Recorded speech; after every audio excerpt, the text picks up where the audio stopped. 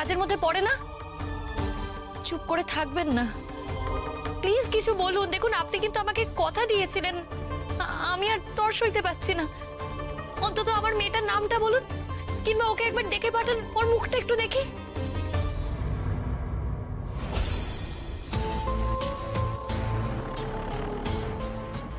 ও তুমি যতই কাঁধনি গাও গায়ত্রী, ওনার মুখ তুমি আজ আর খোলাতে পারবে না। ওনার মুখে আমি যে তালা লাগিয়েছি তার চাবি শুধু এখন আমার হাতে।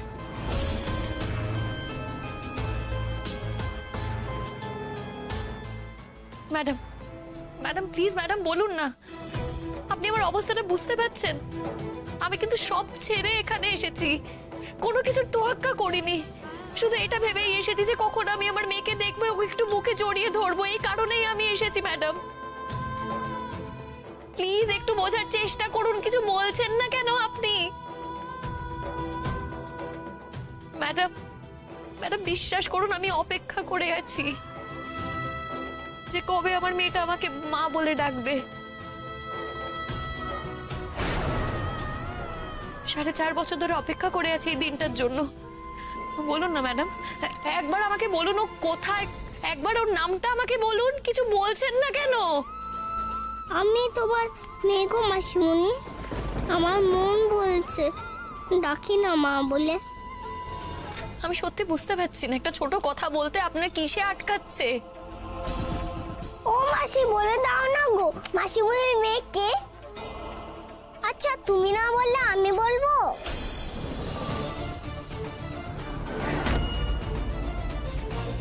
তুই বলবি মানে? তুই জানিস নাকি? না না জানি না, কিন্তু আমার মনে হচ্ছে আর কি। মনে হচ্ছে? কি মনে হচ্ছে? সত্যি বলবে তো আমি ঠিক বলছি কিনা? মিথ্যে বলতে যাবো কেন? আমার মনে হচ্ছে আমি মাসিমণির মেয়ে।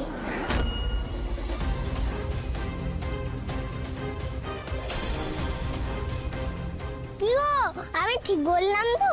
বলো তাহলে আমি মা বলে ডাকি মাসিমণিকে। বলো না, ও মেট্টন মাসি বলো, মা বলে ডাকবো। না, তুই ডাকবি না।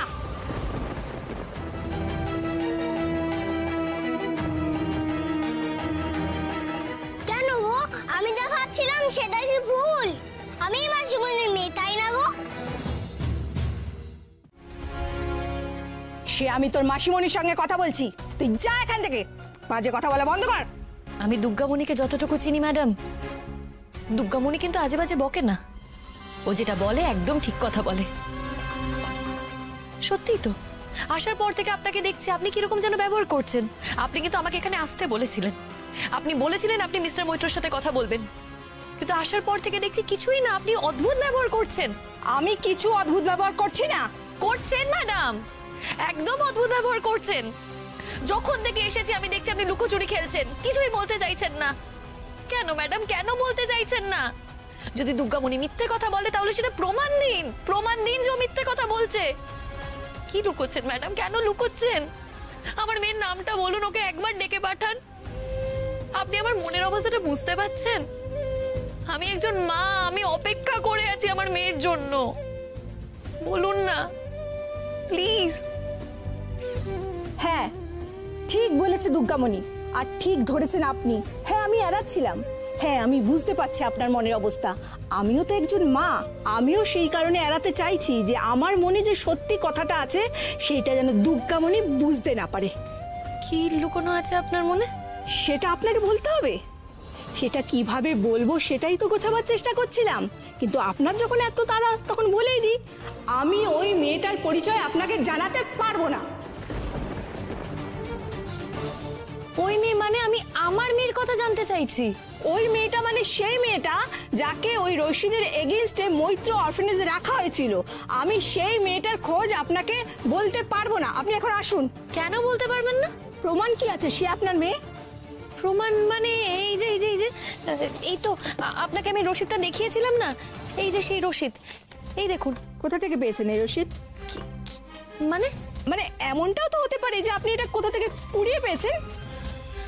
আচ্ছা, আপনার কি আমাকে দেখে মনে হচ্ছে যে আমার মাথা খারাপ, যে আমি রাস্তা থেকে একটা অরফানেজের রসিদ পেয়ে আপনার কাছে নিয়ে আসবো, দিয়ে দাবি করবো যে এখানে আমার মেয়ে আছে, দিয়ে বাচ্চাটাকে আমি নিয়ে যাব? এতে আমার কি লাভ বলুন তো? দেখুন, আমি তো দুর্গামণি নয় যে আপনার মনে কি উদ্দেশ্য আছে আমি বুঝে যাব। তবে এটা জানি যে আজকাল বাচ্চা নিয়ে অনেক রকম ব্যবসা হয়, আপনার মনেও যদি সেই সব কিছু। চুপ করুন, একদম আজে বাজে কথা বলবেন না। বলতে চাইছিলাম না তো, নিজের কাজেই তো ব্যস্ত ছিলাম।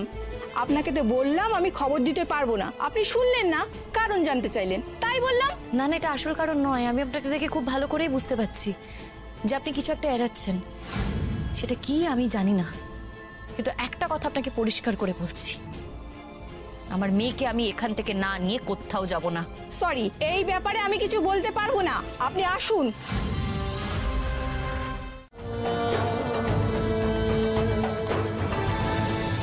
ও বাঘ মামা শুনছো? আমি যা চেয়েছি মা দুর্গা তাই করেছে গো। থ্যাংক ইউ মাসিমণি, তুমি আমার কথা শুনেছো। আপনাদের আর কিছু বলার আছে? আর যদি না থাকে তাহলে মেয়েটাকে নিয়ে আসুন। আপনি সত্যি ওই মেয়েকে নিয়ে যাবেন? মানে ওটা তো আপনার মেয়ে নয়। বোঝান মেট্রন, ওকে বোঝান। হ্যাঁ, তো আইনি ভাবে নেওয়ার পর সে আমার মেয়ে হবে, আমাদের মেয়ে হবে। আপনাকে বললাম তো একবার। প্রকাশ, তুমি সত্যি বলছো? তুমি আমার মেয়েকে আইনি ভাবে? তুমি আমার সাথে মজা করছো না তো প্রকাশ? তোমার কি তাই মনে হচ্ছে? না,